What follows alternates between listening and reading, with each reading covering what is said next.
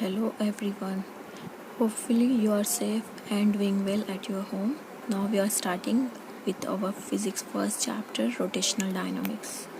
Okay, I already told you to revise circular motion, uniform circular motion, centripetal and centrifugal forces. Hopefully you have revised already. Now just we'll take a quick review again. So we are starting with first thing, that is circular motion. Okay, now motion, actually the word, what do you mean by that word motion? Motion is actually change in the position of object with respect to time. Okay, as object or particle changes its position with respect to time, it is known as motion. Okay, so there are different types of motion. For example, linear, or maybe it is known as translational motion. Okay, similarly circular motion, rotational motion, etc. Okay, so what do you mean by circular motion? Like we already know, linear motion is nothing but when the object is moving along the straight line path. Okay, so that will be linear motion. Okay, so what about circular motion? Circular motion is nothing but the motion of particle or object along the circumference of circle. Okay, for example, if we consider in real life situation, first best example is actually solar system, right? Okay, that is all the planets revolve around the sun. Similarly, you can consider our planet, that is earth, revolve around the sun.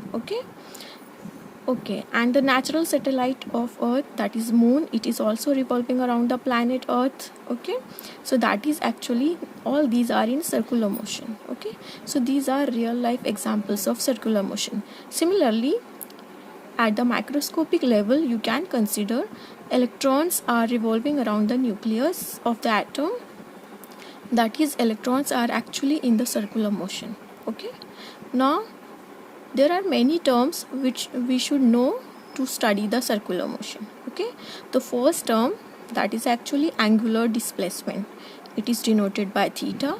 This thing we already discussed in 11th. Okay, hopefully you are actually remembering all these topics. Okay, and if you want to revise, you can refer your 11th notebook. Okay, so what is angular displacement? First thing, suppose we consider a particle is revolving in a circular path in anti-clockwise direction. Okay, just shown in the figure. Okay, suppose the particle in the given time interval covers arc length s, radius of circular path is r.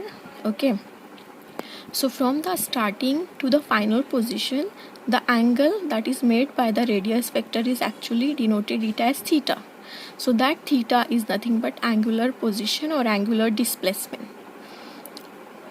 Okay, so this angular displacement, if you know from the geometry, angle is nothing but arc length upon radius, right?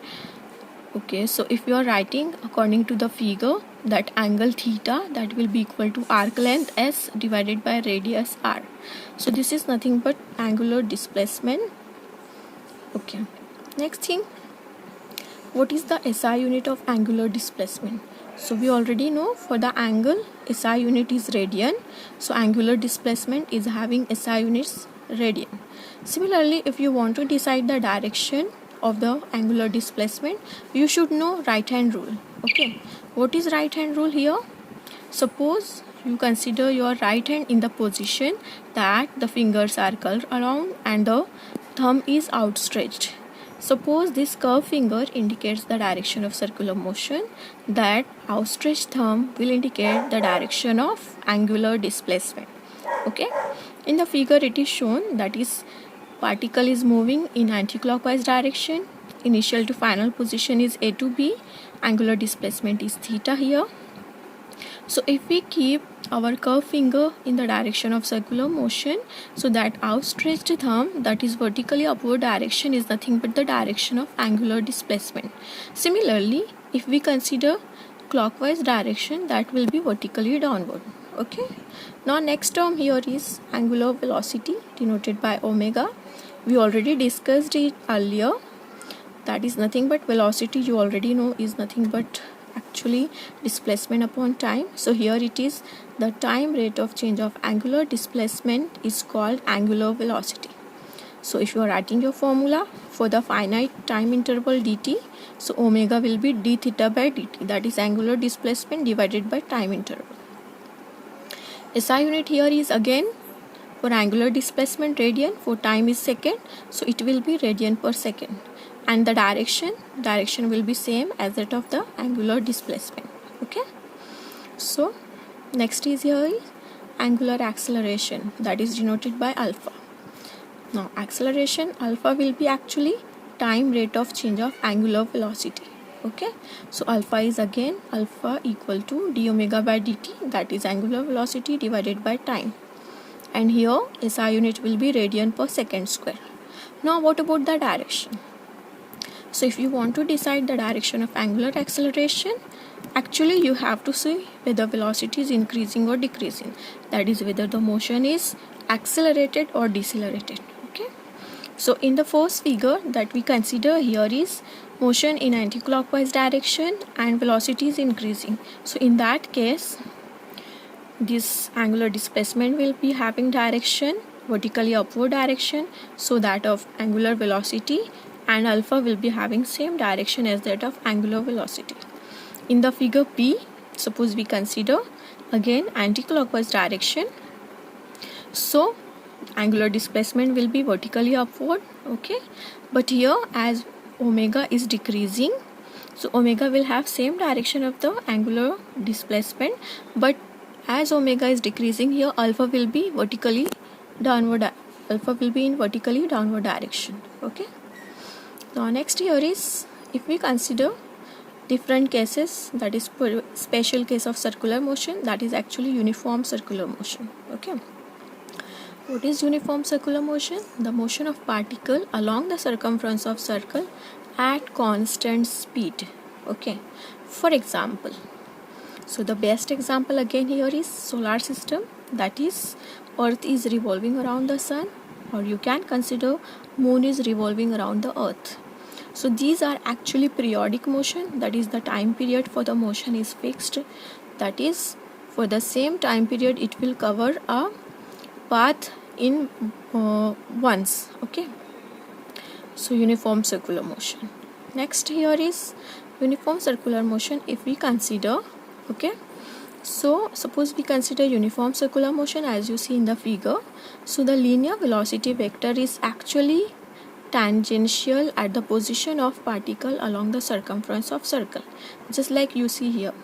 Okay, so if we consider object or particle in uniform circular motion, velocity at all the time it will be equal to, it will be actually tangent to the position of particle along the circumference of circle. Okay, this is we are talking about linear velocity. Now next, again there are some more terms. For example, frequency.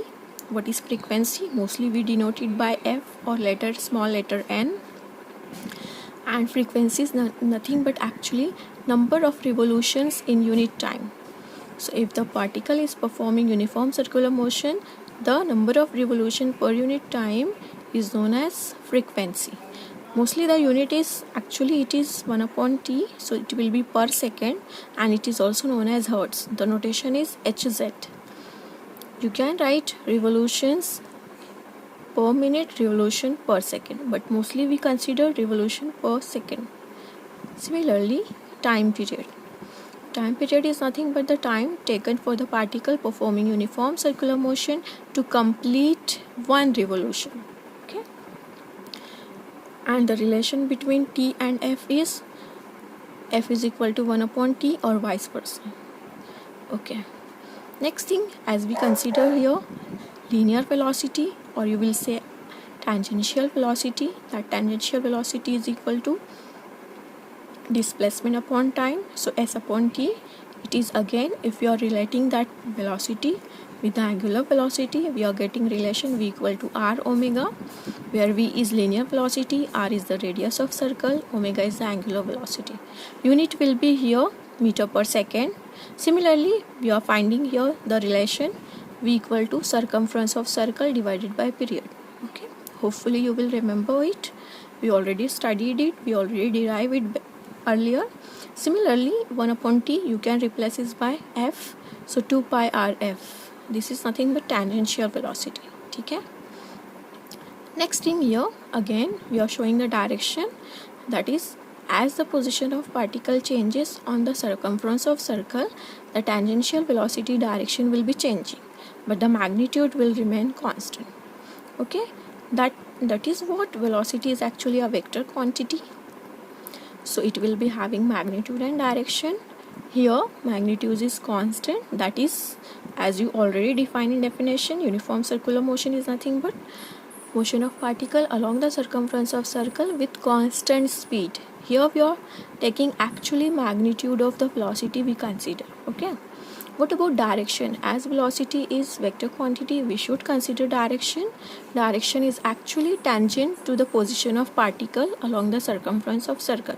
So every time as the position of particle changes on the circumference of circle, the direction of linear velocity will get changed. And the change in velocity with time is nothing but acceleration. Okay, so acceleration, as we say here, change in velocity, the change may be in the magnitude, maybe in the direction, or maybe in the both. Here in case of uniform circular motion, there is the change in the direction of velocity with time, so that will give us acceleration. That is, you will interpret that uniform circular motion is actually accelerated motion. Okay, now what is that acceleration here? This acceleration is actually known as centripetal acceleration because it is center seeking acceleration. What do you mean by center seeking acceleration? Because it will be along the radius towards the center. Okay. If we talk about the formula or expression for centripetal acceleration, we are going to the relation A equal to v square upon r. Okay. Similarly, you can consider v circumference upon time period, so you are getting relation 4 pi square r upon t square. Next thing here, that is circular motion. If we consider centripetal acceleration, you can see the direction along the radius vector towards the center. Okay, so that is actually both the vectors are making 90-degree angle, that is centripetal acceleration and linear velocity vector. Okay, if we consider centripetal acceleration in terms of angular velocity and in terms of linear velocity, we are getting the formula A equal to omega square upon r, or you can write it as A equal to v square upon r. Okay, so there are both the formulas. One is in term of angular velocity, one is in term of linear velocity. Okay, as you already know, all the forces which we observe here, all the motion which we observe here is actually the result of application of force. Okay, for example, if you are observing some certain linear motion or translational motion, it is actually the result of external unbalanced force. For example, if the ball is kept at the ground, okay, that will remain at the same position of rest until and unless it is acted upon by certain external force. Suppose you provide a kick to a ball, so that ball will move. Okay, that is depending upon the magnitude and direction of force with which velocity and in which direction the ball will move. Similarly, in case of circular motion, there will be again a force which will be responsible for the circular motion. Okay, so what is that force actually? So that force is nothing but, if you consider Newton's second law, we already know F is equal to ma, that is force is product of mass and acceleration. Okay, so that acceleration will be actually in the direction of force. So similarly here, if we consider for circular motion, there will be centripetal acceleration which is along the radius toward the center. So for circular motion, the force will be having same direction, that is along the radius towards the center. So that force is also known as centripetal force. So you can put here the value, that is, if you know F is equal to ma, So you can write centripetal force F is equal to mass into centripetal acceleration. You can put here the value of centripetal acceleration. Suppose we are putting the value as v square upon r, we are getting the formula F is equal to mv square upon r. Similarly, if you are putting the value of centripetal acceleration in terms of r omega square, you will be getting centripetal force equal to m r omega square. Okay. So that is actually, suppose we consider different examples of centripetal force here. Okay, so here this showing the direction and the two expression mv square upon r, m omega square r. So centripetal force is along the radius towards the center. What are the different examples and real life examples of centripetal force? So first thing, similarly you can consider planets are revolving around the sun, or you can say moon is revolving around the earth, or earth is revolving around the sun. So in all these cases, actually for the circular motion, the given responsible force is actually gravitational force. Okay, so that gravitational force will provide the necessary centripetal force for that objects to move in circular path. Similarly, if we consider a car is taking a turn on the certain curve or certain circle, that is race course, that in that case that circular motion is actually will be the result of the force of friction. That is, the force of friction between tire and the car will be providing necessary centripetal force to move the car in the circular path. Similarly, next example you can consider, suppose we are taking a bucket and revolving it in a circle. So in that case, the necessary centripetal force will be actually, suppose we consider similarly we can consider a simple pendulum just shown in the figure, that is, it is revolving in a circle. So the bob is actually attached to a string and it is rotated in a circle. So that string, the tension in the string will be nothing but necessary centripetal force. Okay, so these are all related examples. Similarly, if you can consider, we already discussed about planet. Okay, next is here, suppose motion of electron you consider around the nucleus. In that case, the necessary centripetal force will be actually the electrostatic force of attraction between electrons and positively charged protons. Okay, next force here we can consider centrifugal force.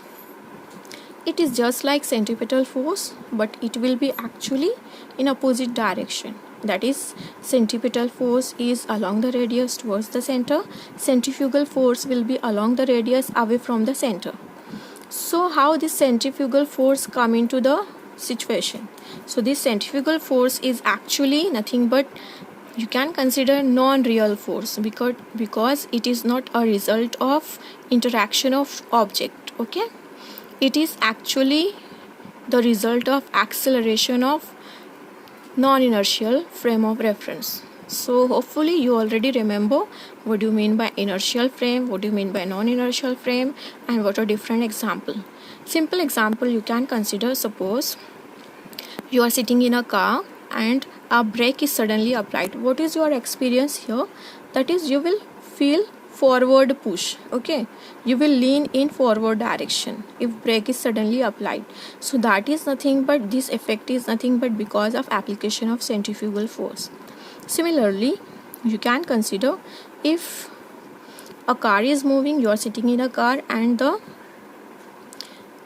if you can consider here, if the car is at rest and suddenly the car starts, okay, so you will feel jerk in a backward direction. That is again the example of centrifugal force. That is actually you are experiencing the application of centrifugal force.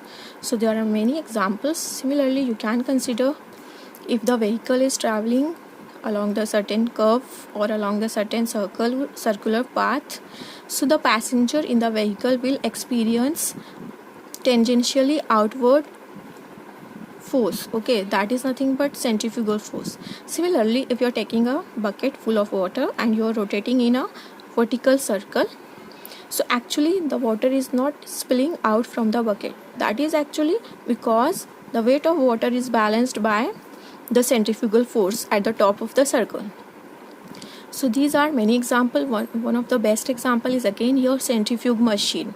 What is centrifuge machine? It is actually used to separate the heavier and lighter particles in a solution.